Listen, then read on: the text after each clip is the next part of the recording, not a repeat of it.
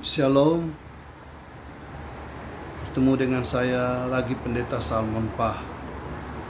Saya berada saat ini di kota New York, Amerika Serikat, dan berjumpa dengan Anda semua dimanapun berada. Saudara, Lukas pasal 5 ayat 12-16 menkisahkan satu peristiwa yang mengharukan. Adalah seorang yang sakit kusta datang dan mengalami mujizat ketika dia bertemu dengan Tuhan Yesus. Kusta di dalam Alkitab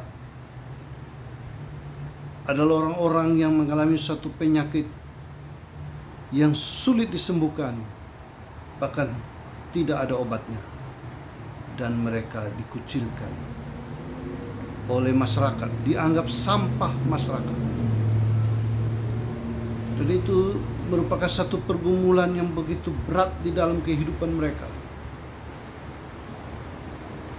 Tetapi dalam peristiwa ini, pergumulan seberat apapun, ketika berjumpa dengan Yesus, pergumulan itu dapat terselesaikan. Mungkin saudara tidak sakit kusta, tapi mungkin ada masalah-masalah lain yang bagaikan kusta yang membuat saudara tidak berdaya, ditolak oleh banyak orang, merasa diri rendah, tidak berharga di mata manusia. Tapi saudara, apabila engkau datang kepada Yesus, di sanalah solusinya, jawabannya. Dalam Lukas pasal 5 ayat 12-16 ada 3 sikap yang ditampilkan oleh orang kusta ini sehingga dia memperoleh jawaban atas pergumulan hidup yang berat. Sikap yang pertama adalah dia mau mengubah fokus kehidupannya, yaitu dia melihat kepada Yesus. Yang selama ini dia hanya berfokus kepada penilaian manusia dan diri sendiri. Sekarang dia melihat Yesus. Fokusnya sekarang dia ubah bukan kepada diri sendiri dan manusia, tapi kepada Yesus. Mengapa kepada Yesus? Dia sudah mendengar siapakah Yesus. Dia tahu Yesus sanggup menyembuhkan penyakit apapun juga. Dia percaya Yesus sanggup melakukan mujizat. Karena itu sekarang dia melihat kepada Yesus. Yesus adalah pribadi yang tepat, yang menjadi fokus kehidupannya. Yesus pribadi yang maha kuasa, yang sanggup menolongnya. Karena itu, dengan melihat kepada Yesus seperti dia mulai mengubah fokus hidup. Apakah saudara selama ini berada dalam masalah-masalah hidup yang berat? Karena fokus Anda tidak pernah kepada Tuhan, tapi fokus Anda kepada masalah dan diri sendiri. Ubahlah fokus Anda, maka Anda akan mengalami mujizat juga. Sikap kedua yang ditampilkan oleh orang kusta ini adalah dia mau merendahkan diri di hadapan Tuhan. Ketika dia melihat Yesus, dia datang berjumpa dengan Yesus dan dia tersungkur, saudara-saudara. Tersungkur berarti dia mau merendahkan diri. Dia menempatkan Yesus di atas segala-galanya. Menempatkan diri dia serendah-rendahnya. Tersungkur berarti mengakui kedaulatan Tuhan dalam hidup ini. Tersungkur merendahkan diri di hadapan Tuhan. Apakah kita masih mengandalkan diri kita dan manusia? Firman Allah di dalam Yeremia pasal 17 ayat 7 mengatakan, terkutuklah orang yang mengandalkan diri sendiri dan manusia, tapi diberkatilah orang yang mengandalkan Tuhan. Orang kusta ini tersungkur berarti dia mau merendahkan diri dan mau mengandalkan Tuhan. Dan ini adalah sikap yang baik. yang menyenangkan hati Tuhan. Dan ketika kita mau merendahkan diri di hadapan Tuhan dan mengakui kuasa-Nya, kebesarannya, maka saat itu akan terjadi mujizat dalam hidup kita. Sikap yang ketiga yang ditampilkan oleh orang kusta ini, saudara-saudara, adalah